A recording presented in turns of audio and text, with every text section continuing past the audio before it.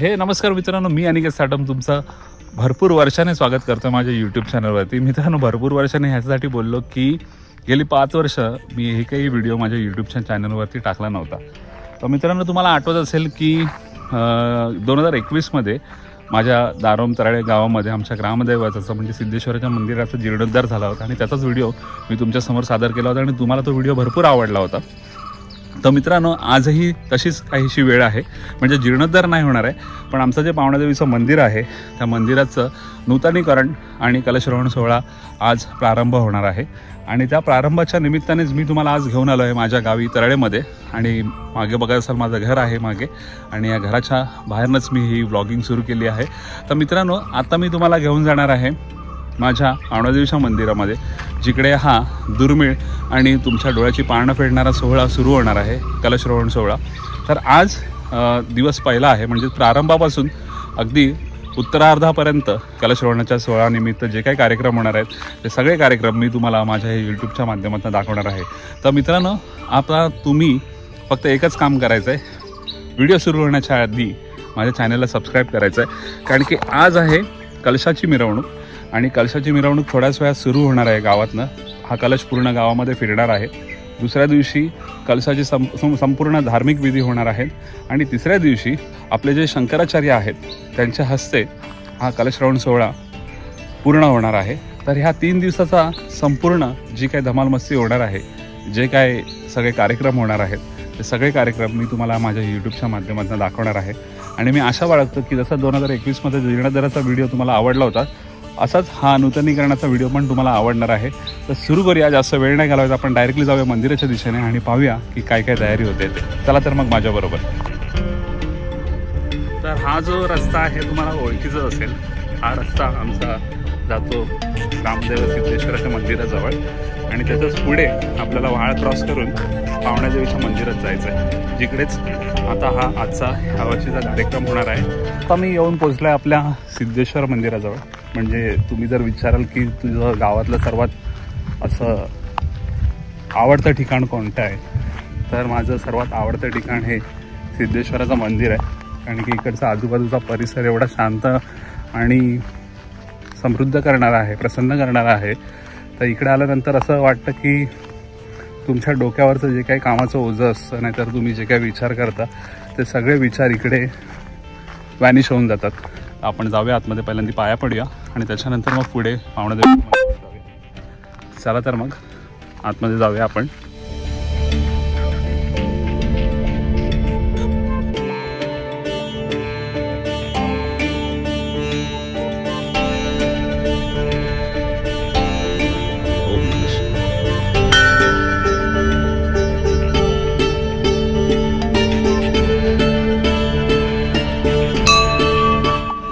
हे गांगेश्वराचं मंदिर आहे। 2021 मध्ये याही मंदिराचा त्याचबरोबर जीर्णोद्धार झाला होता। त्या सगळ्या ज्या जुन्या ज्या पिंडी आणि ज्या मूर्त्या होत्या त्या बदलल्या गेल्या आणि ह्या नवीन पाषाणांचं इकडे प्राणप्रतिष्ठा करण्यात आली आहे। तर ही अशी सुंदर अशी आमची पावणादेवीच्या मंदिरात जाण्याची आणि वाळाच्या दिशेने जाण्याची ही वाट आहे आणि खूप सारी अशी घनदाट झाडं आहेत आजूबाजूला, ही मस्त ती पाहू शकता। हे बघा, खूप छान वाटतं इकडून प्रवास करताना आणि इथून चालताना। तर आमच्या मंदिरात 2 वार्षिक होतं, एक तर शिमग्याचं होतं आणि दुसरं होतं त्रिपुरारी पौर्णिमेचं।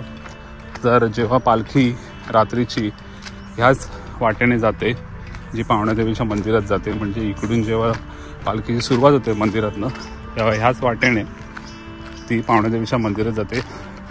आधी हा ब्रिज नव्हता, पण आता थोड्या वर्षांपूर्वीच हा ब्रिज बांधला गेला आहे, नाहीतर आधी तर वाळाच्या खालूनच पालखी जायची। तुम्हाला दाखवतो मी वरून। हे बघा, हा छोटासा आमचा व्हाळ आहे, खूप मस्त आहे असा। आता सध्या पाणी नाही आहे, पण पावसाळ्यात इकडे भरपूर जण कुर्ल्या विर्या पकडायला येतात आणि ही आता नवीनच सध्या विहीर बांधली आहे आमच्या गावकऱ्यांनी। ह्या पायऱ्यांवरून चढताना असं वाटतं की तुम्ही कुठला तरी गड चढतात असं फिलिंग येतं इकडे. तर हा शॉर्टकट रस्ता आहे. एक मेन रोडवरनं पण तुम्हाला जाता येतं, पण तिथून खूप वेळ लागतो. त्याच्यामुळे गावकरी नेहमी ह्याच रस्त्याने येतात. हे बघा, तुम्ही पाहू शकता पूर्ण रस्त्यावरती अशा गुढ्या उभारल्यात, ज्या 2021 मध्ये सिद्धेश्वराच्या मंदिराच्या जीर्णोद्धाराच्या वेळेला पण उभारल्या होत्या. आणि संपूर्ण रस्त्यावरती इथून ते तिकडे गावडेवाडीपर्यंत मस्तपैकी दोन्ही रस्त्यांच्या बाजूने रांगोळी काढली गेली आणि दोन्ही बाजूने अशा सुंदर गुढ्या उभारल्यात.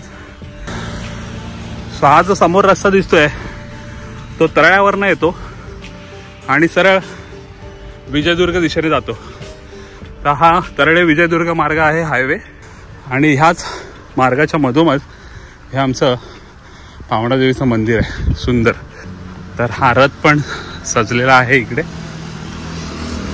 हे बघा, ह्याच रथातनं आज कळसाची मिरवणूक होणार आहे.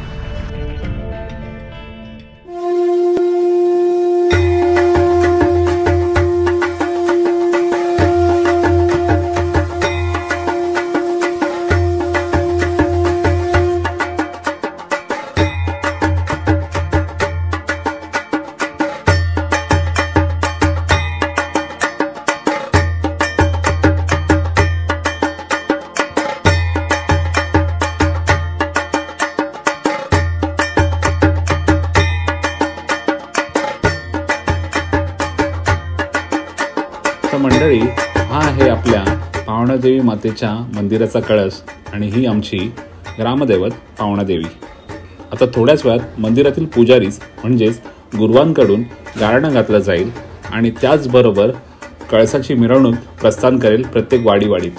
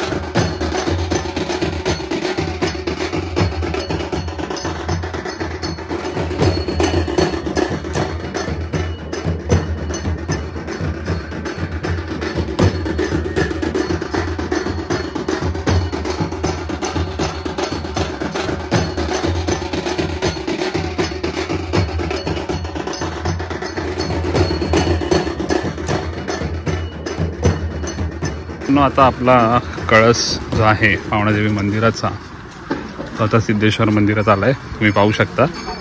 आपण आता मगाशी पावणादेवीच्या मंदिरातनं प्रवास करून हा कळस आता इकडे आलेला आहे.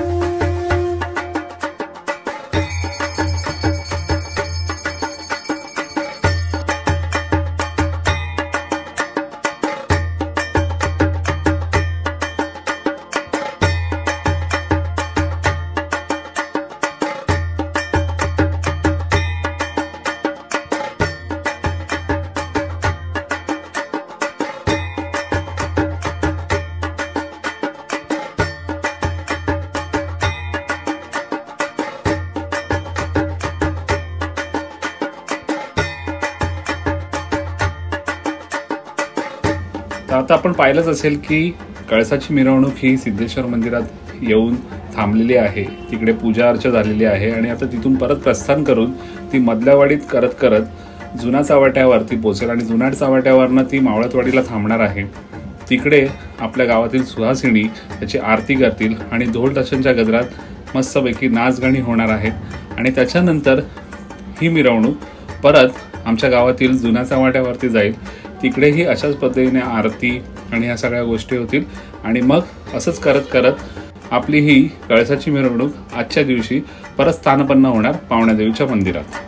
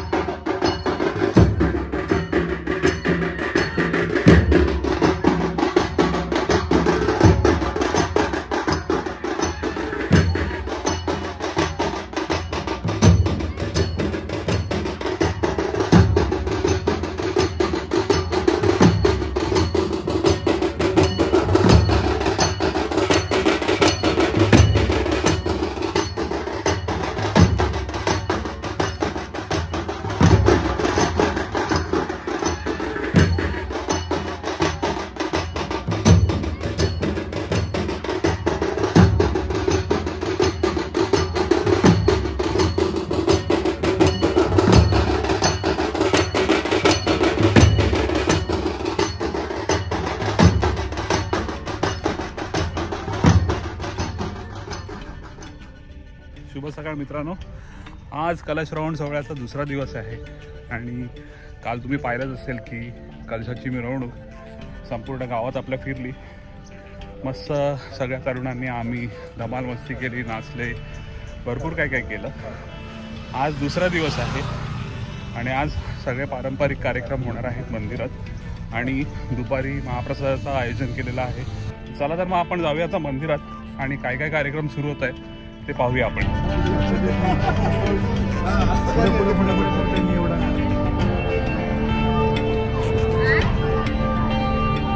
माणसाची किंमतच नाही.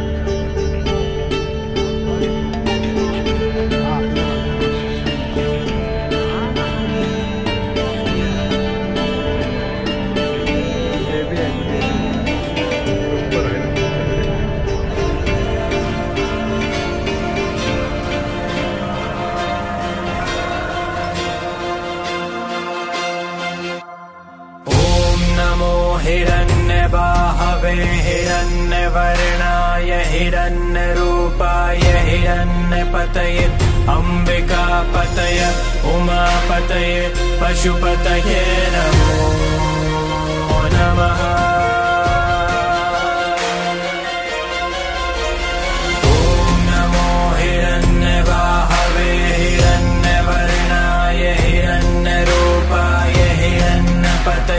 अम्बिकापतये उमापतये पशुपतये नमो नमः।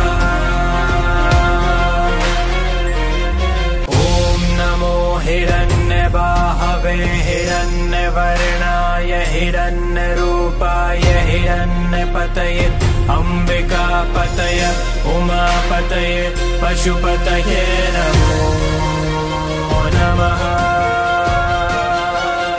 मंडळी, हा जो विधी आपण पाहत आहात ना, तो कलश शुद्धीकरण विधी आहे. म्हणजेच आपल्या गावातल्या स्त्रिया ब्राह्मणाच्या कोंडीवरनं म्हणजेच व्हाळावरती जाऊन आपल्या कलशामध्ये त्या पाणी घेऊन आल्या होत्या आणि त्या पाण्याने हा आपला जो कळस आहे देवीचा त्याचं शुद्धीकरण चालू आहे. तो हा विधी आहे.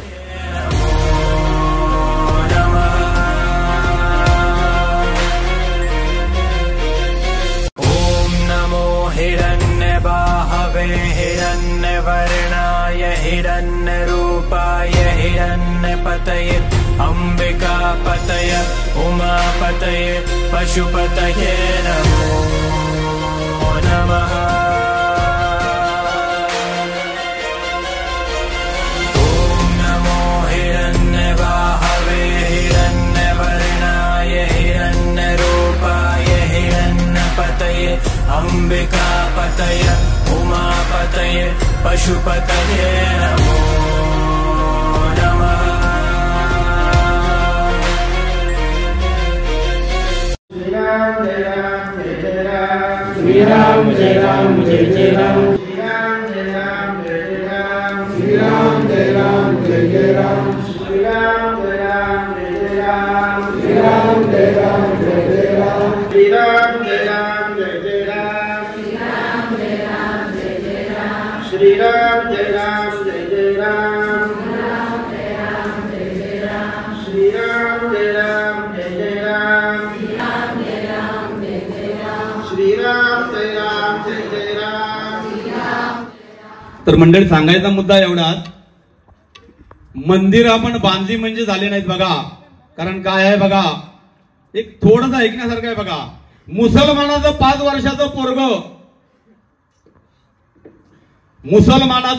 वर्षाचं पोरग दोनदा जाऊन नमाज पडतय बघा. दिवसातनं 2दा नमाज पडतय. आपलं 22 वर्षाचं पोरग एकदा सुद्धा मंदिरामध्ये जात नाही. ही आपल्या हिंदू धर्माची शोकांतिका आहे. 100% मुसलमानांना अल्लाचं अस्तित्व मान्य आहे. 100% मुसलमानांना अल्लाचं अस्तित्व मान्य आहे. परंतु 50% हिंदूंना मुळात देवच मान्य नाही. ही आपली शोकांतिका आहे. कुठेतरी सकाळी उठलो आणि आपण बाहेर निघालो, समजा मांजर जर आडवी गेली तर आपण काय म्हणतोय? समजा जर मांजरू जर आडवा गेला तर आपण काय म्हणतात? हात तिच्या मांजरू आडवा गेला, माझा आता काम होणार नाही. पण मंडळी, मला सांगा, त्या मांजराने जायचं कुठं हो? माणसाचं कर्म चांगलं पाहिजे. माणसाचं कर्म चांगलं पाहिजे आणि ते कर्म केलं मंडळी छत्रपती शिवाजी महाराजांनी.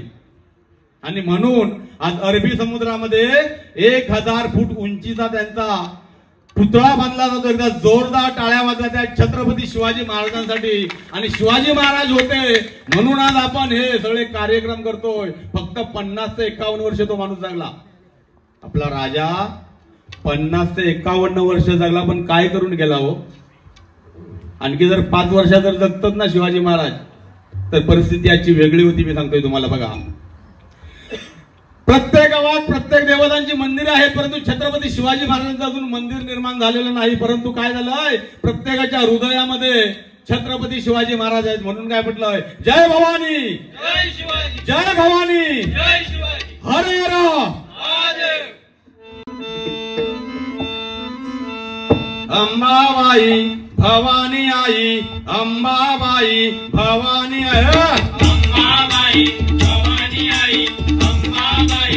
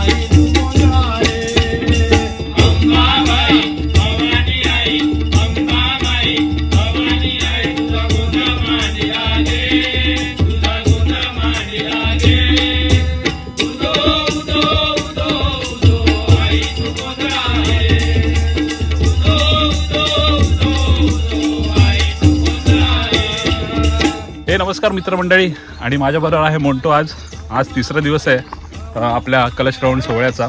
आणि हा जो सोहळा आहे तो दारमकरांसाठी प्लस माझ्यासाठी खूप महत्त्वाचा आहे. कारण की हे असे कलशश्रवण सोहळे मंदिर जीर्णोद्धार दरवर्षी नाही आहेत. म्हणजे समजा तुम्ही जर गणपती ह्या वर्षी चुकवला, शिमगा ह्या वर्षी चुकवला, तर पुढच्या वर्षी मी गावाला जाईन आणि अटेंड करेन.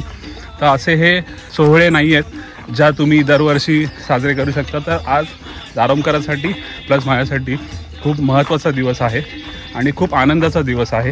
तर तोच आनंदाचा दिवस मी तुमच्याबरोबर माझ्या व्हिडिओच्या माध्यमातून शेअर करणार आहे. तर आता थोड्याच वेळात आमची जी तळ्यातली गांगेश्वराची पालखी आणि खिरबादेवीची पालखी जी आहे ती इकडे येणार आहे आणि एकत्र भेट होणार आहे दोन्ही भावांची, म्हणजे सिद्धेश्वराची पण. तर आता आपण जाऊया, मला बराच उशीर झाला आहे. तर आम्ही आता फटाफट चाललो आहे मंदिराजवळ आणि मंदिराजवळ जाऊन तो सोहळा पूर्णपणे ह्या माझ्या चॅनलवरती आपण कॅप्चर करणार आहोत. प्लस आज अजून एक महत्त्वाची गोष्ट म्हणजे करवीरचे जे शंकराचार्य आहेत त्यांच्या हस्ते आपला कलशश्रवण सोहळा पार पडणार आहे.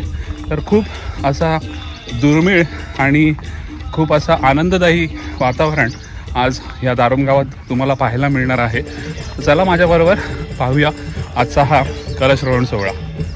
पालखी सोबत घेऊन येणार गांगेश्वरा भेटी, पालखी सोबत घेऊन येणार गांगेश्वरा भेटी, पालखी सोबत घेऊन येणार गांगेश्वरा भेटी, पालखी सोबत घेऊन येणार गांगेश्वरा भेटी. पालखी सोबत घेऊन येणार, घेऊन ये म्हणजे नाही वाक्य कसं आहे, माझ्या पालखी सोबत घेऊन आलो पण उद्या येणार म्हणून म्हटलेलं आहे. पालखी सोबत घेऊन येणार गांगेश्वरा भेटी, पालखी सोबत घेऊन येणार गांगेश्वरा भेटी, पालखी सोबत घेऊन येणार गांगेश्वरा भेटी. गांगेश्वर सिद्धेश्वर ठरणाई पावनाई आतुर भेटी, गांगेश्वर सिद्धेश्वर ठरणाई पावनाई आतुर भेटी, गांगेश्वर सिद्धेश्वर ठरणाई पावनाई आतुर भेटी, गांगेश्वर सिद्धेश्वर ठरणाई पावनाई आतुर भेटी, गांगेश्वर सिद्धेश्वर ठरणाई पावनाई आतुर भेटी, गांगेश्वर सिद्धेश्वर ठरणाई पावनाई आतुर भेटी, गांगेश्वर सिद्धेश्वर ठरणाई पावनाई आतुर भेटी, गांगेश्वर सिद्धेश्वर ठरणाई पावनाई आतुर भेटी. बहीण भावाची भेट जनता, बहीण भावाची भेट जनता, बहीण भावाची भेट जनता, बहीण भावाची भेट जनता, बहीण भावाची भेट जनता, बहीण भावाची भेट जनता, बहीण भावाची भेट जनता, बहीण भावाची भेट जनता, बहीण भावाची भेट जनता. डोळ भरून पाही पावनाई आमची आई, पावनाई आमची आई, पावनाई आमची आई, पावनाई आमची आई. दारुण गावच्या शिवेवरती, दारुण गावच्या शिवेवरती, दारुण गावच्या शिवेवरती घरघरा देई, पावनाई आमची आई, पावनाई आमची आई, पावनाई आमची आई, पावनाई आमची आई, पावनाई आमची आई, पावनाई आमची आई, पावनाई आमची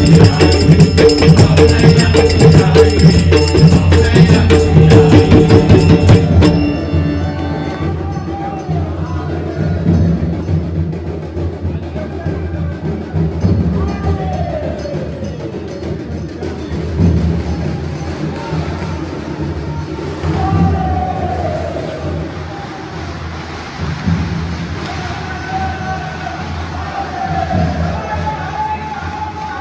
तर मंडळी, विधिवत परंपरेनुसार सिद्धेश्वराची पालखी आणि गांगेश्वराची पालखी या दोन्ही एकत्र आल्या आहेत आणि ह्या आता या दोन्ही पालख्या एकत्रित सिद्धेश्वराच्या मंदिरात जातील. तिकडे बाकीचे पुढचे पूजाविधी होतील आणि कलशश्रवणाच्या कार्यानिमित्त सगळं संपन्न व्यवस्थित होण्यासाठी आपल्या गुरुवांकडनं एक गारणं घातलं जाईल आणि त्याच्यानंतर ह्या दोन्ही पालख्या पावणादेवीच्या मंदिरात रवाना होतील आणि त्याच्यानंतर पुढचा जो कलशरोहणाचा कार्यक्रम आहे तो पार पडला जाणार आहे.